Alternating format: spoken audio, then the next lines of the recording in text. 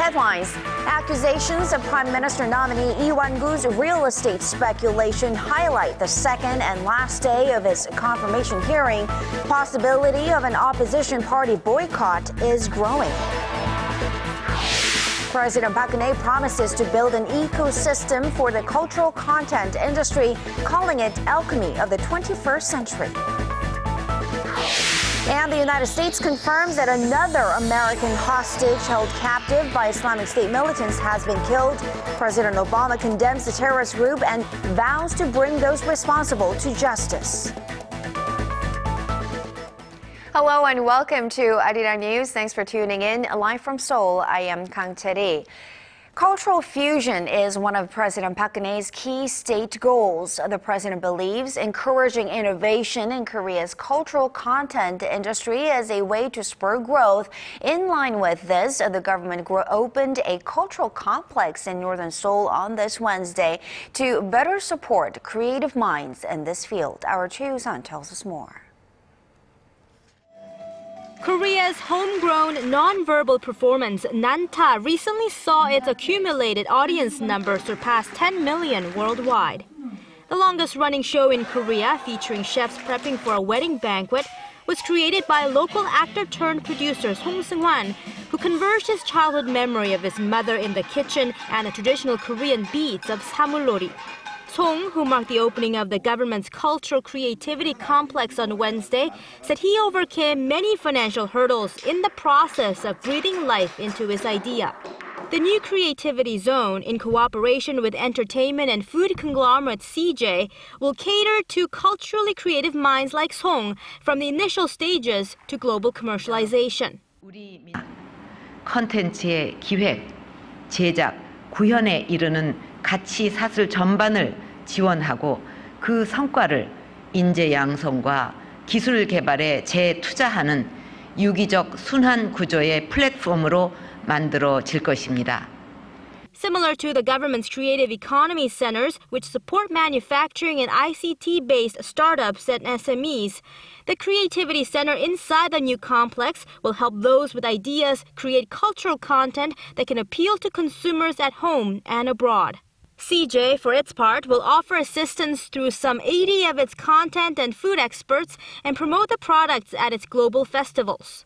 After an idea goes through planning and production, the product will then be showcased at the K-Culture Valley, a Korean wave contents park featuring a concert hall and film and TV studios set to open in 2017.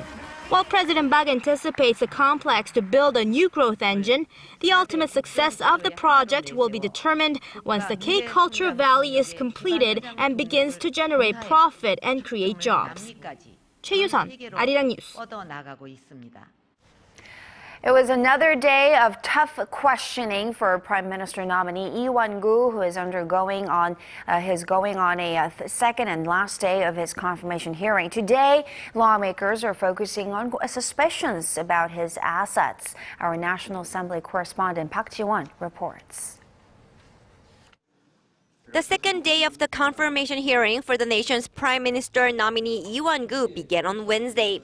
Lawmakers from both parties are continuing their inquiries into a series of allegations against the former ruling Saenuri Party floor leader. In an apparent show of support for the nominee, his fellow Saenuri Party lawmakers focus primarily on questions about his future policy goals.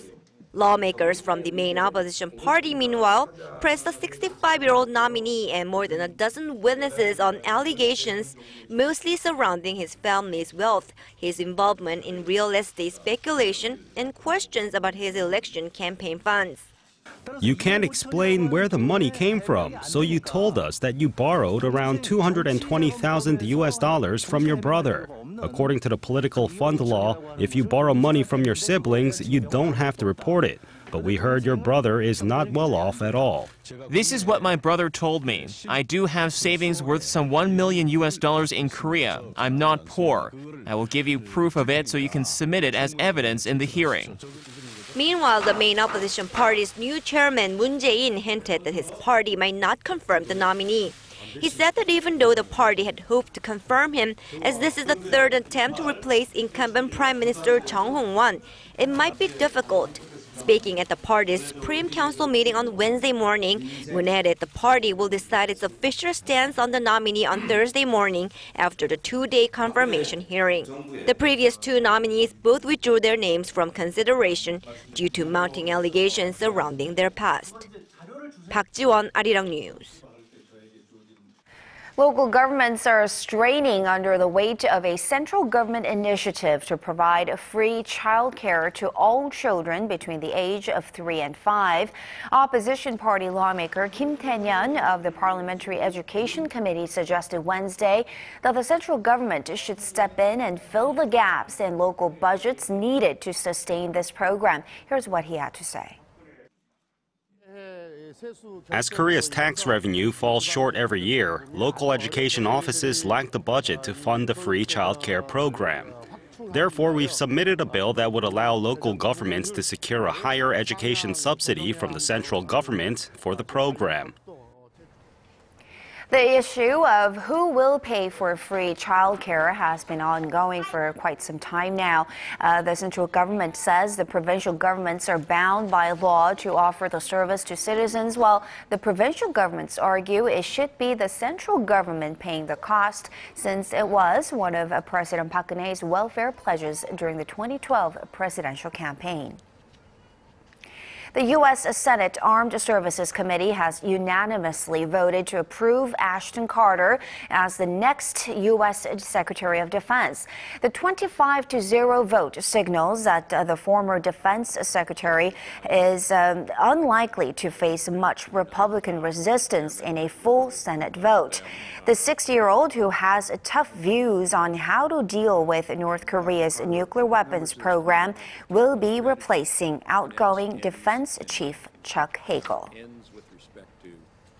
Ultra-right-wing groups in Japan are going all out with hate speech rallies targeting ethnic Koreans. While local governments are calling for legal measures to stop the rallies, skeptics accuse the Shinzo Abe administration of turning a blind eye. Hwang Sung-hee tells us more. Insults against Koreans fly across the streets of the Japanese capital, Tokyo.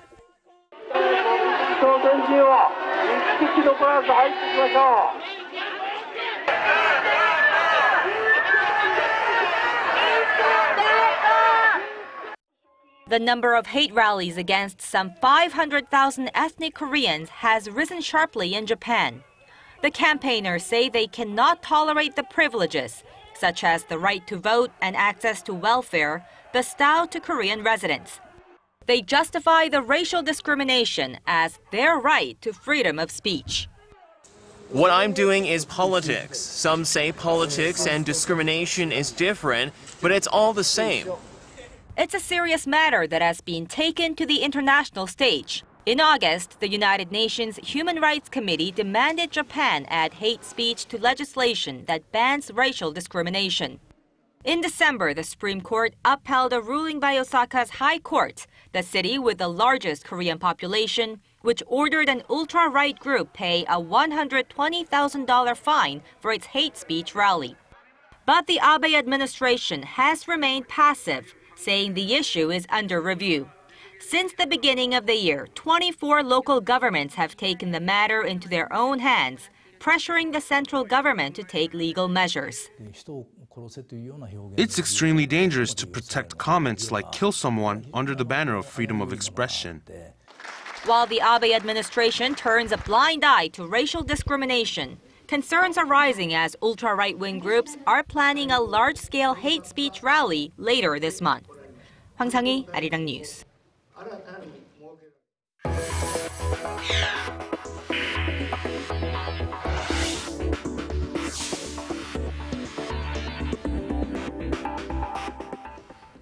Now on to the latest on the massive car pileup involving around 100 vehicles this morning.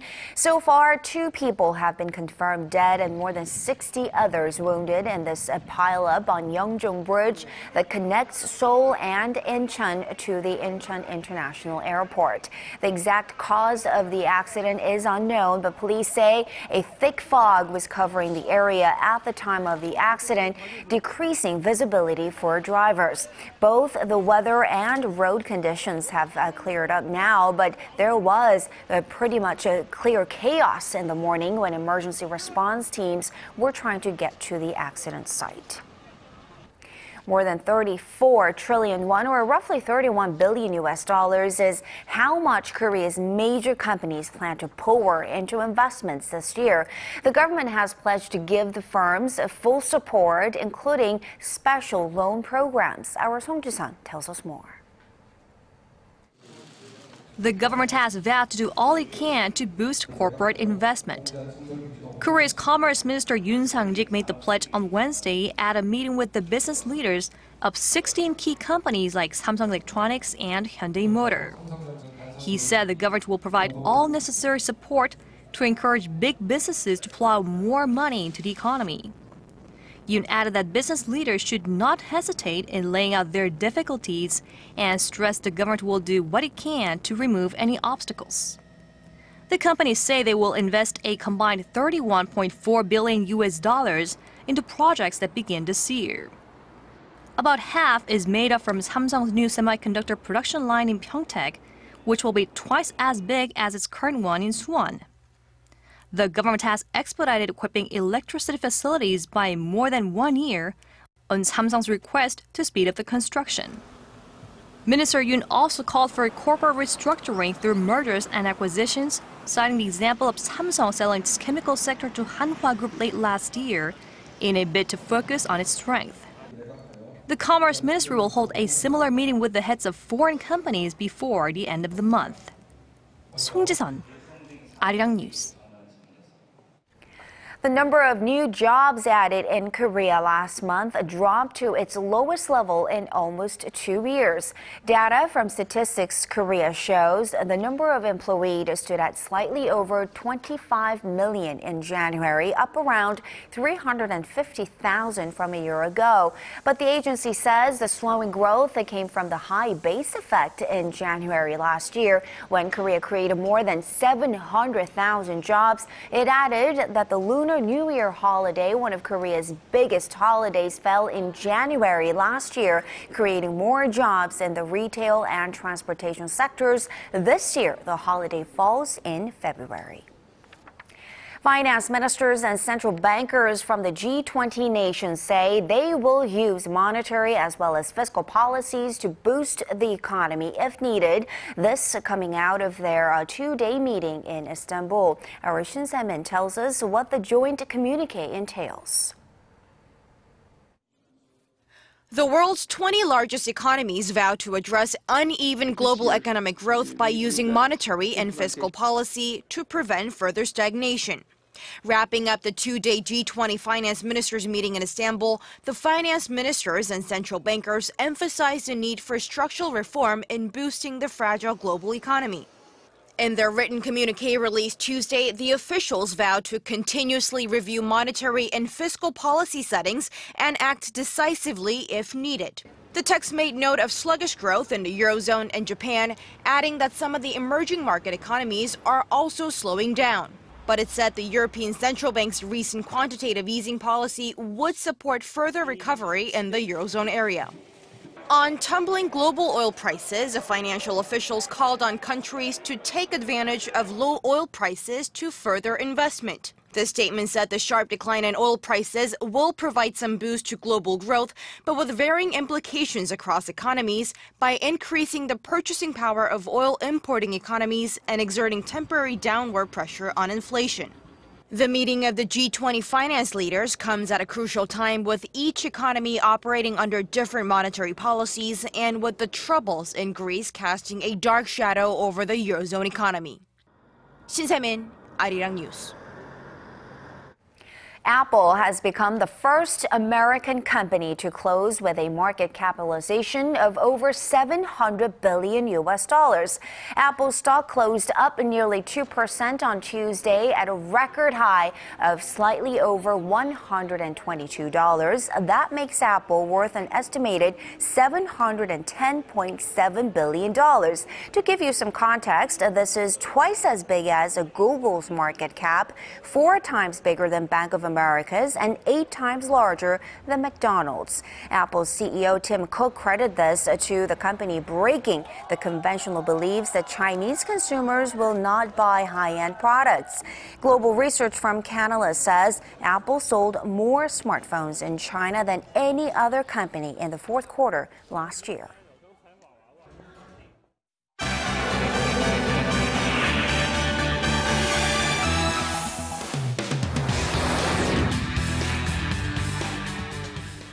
U.S. President Barack Obama has confirmed the death of an American aid worker who is being held hostage by the Islamic State militant group in Syria. To tell us more, Paul Lee is joining us from the news center. Paul, this woman, Kayla Mueller, was abducted 18 months ago while she was helping refugees in the Turkey-Syria border region. How has Washington responded? Well, President Obama has condemned the jihadist group and stated that those responsible for Mueller's death would be brought to justice. Mueller was an Arizona native and is the only American woman known to have died in IS captivity. The circumstances of her death, however, remains unclear. U.S. officials say her family received an email and photograph from her captors over the weekend, which were later verified by American intelligence. Last Friday, Islamic State said the 26-year-old was killed in a Jordanian airstrike on the IS stronghold of Raqqa, but the State Department has since refuted that claim, citing a lack of evidence. In an interview later on Tuesday, Obama said U.S. Special Forces had failed to save Mueller in time, but defended the White House policy that it will not give in to terrorist demands. That commitment. The one thing that we have held to is a policy of not paying ransoms with an organization like ISIL. And the reason is that once we start doing that, not only are we financing their slaughter of innocent people and strengthening their organization, but we're actually making Americans even greater targets for future kidnappings. So it's an incredibly tragic end to such a brave young woman. And as the U.S.-led coalition is bombing IS targets on the ground, it looks like this battle is also extending further into cyberspace. Give us the details. Well, the Islamic State group purportedly hacked into Newsweek magazine's Twitter account on Tuesday in the latest propaganda-inspired cyber attack. Posting a banner on the words Cyber Caliphate and Je suis IS, the hackers tweeted a message addressed to the First Lady threatening the Obama family. Newsweek was able to clear up its Twitter page by mid-morning local time.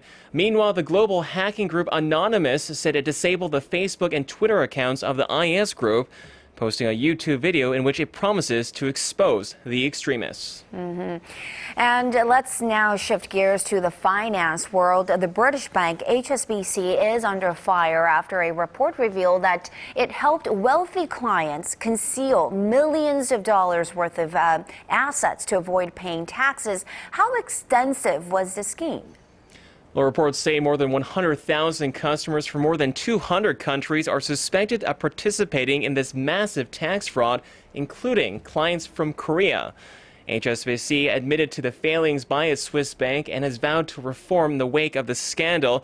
But the former employee and self-proclaimed whistleblower who helped bring these allegations to light said it's merely the tip of the iceberg. Our Son Jung-yeon has the details. HSBC has found itself in hot water following a revelation by an international team of journalists that found the bank maintained secret accounts for a variety of tax-dodging criminals, politicians, and celebrities. The BBC report says that between 2005 and 2007, HSBC's private banking arm in Switzerland assisted in concealing billions of dollars in assets of more than 100,000 customers around the world so they could evade tax authorities.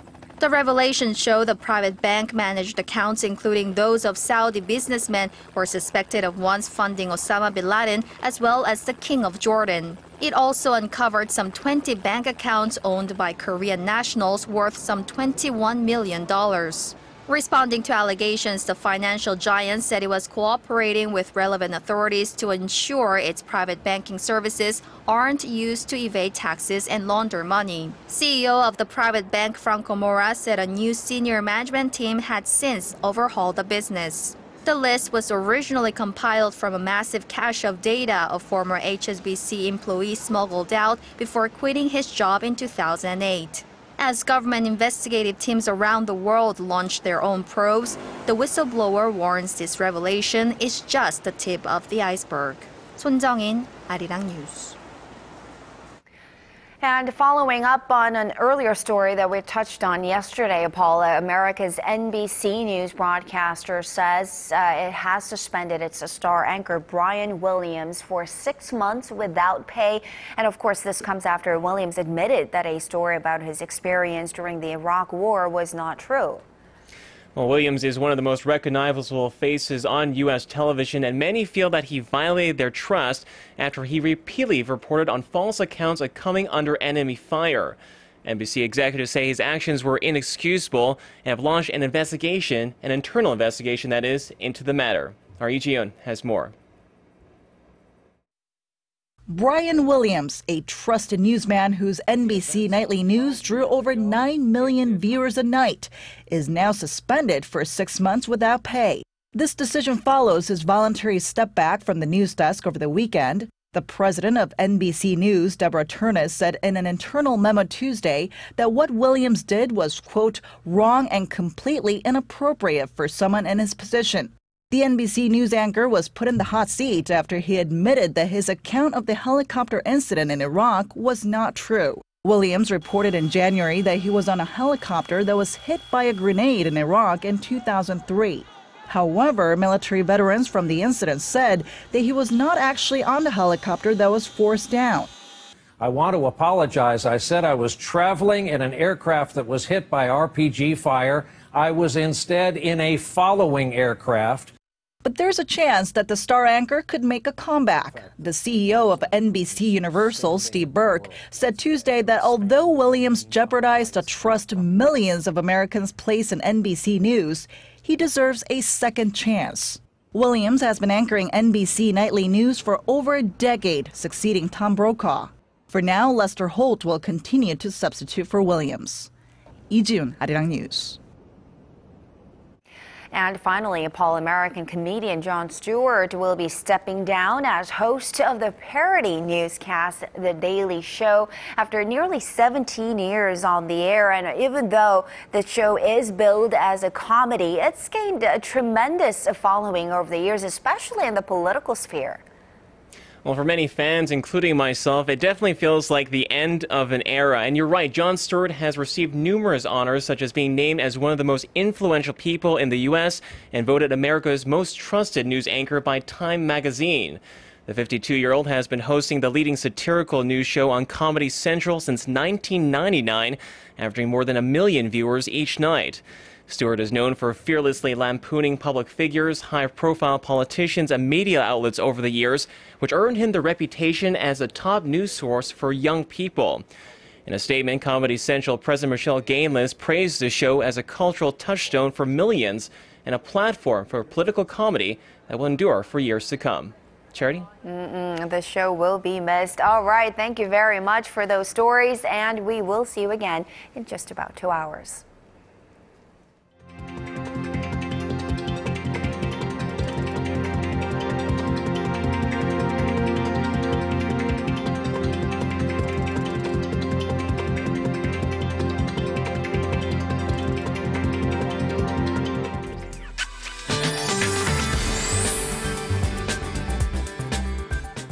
Hello and welcome. I'm Kim Bo-kyung with your weather forecast. So temperature-wise, it was a mild winter day, but air quality continues to remain very bad, especially in the capital regions due to higher than normal levels of microdust. And at the moment, smog is limiting visibility on the roads, so make sure to be careful behind the wheel. Now, microdust along with dry air is causing a headache, especially for those along the east coast where a dry weather alert is in effect and humidity levels have dropped to as low as 22%. As for tomorrow, expect numbers to dip below seasonal averages as wind chills sweep in, and this should continue through Friday. Besides that, it looks like the microdust index may hit the very bad range down south. On to Thursday's readings. Seoul drops to -5 in the morning before reaching 3 in the afternoon. Gwangju hits 6, Busan reaches 9. Meanwhile, Daejeon gets up to 4, Jeju hits 8, Dokdo 5. That's all I have for you now, and here's a look at the international weather.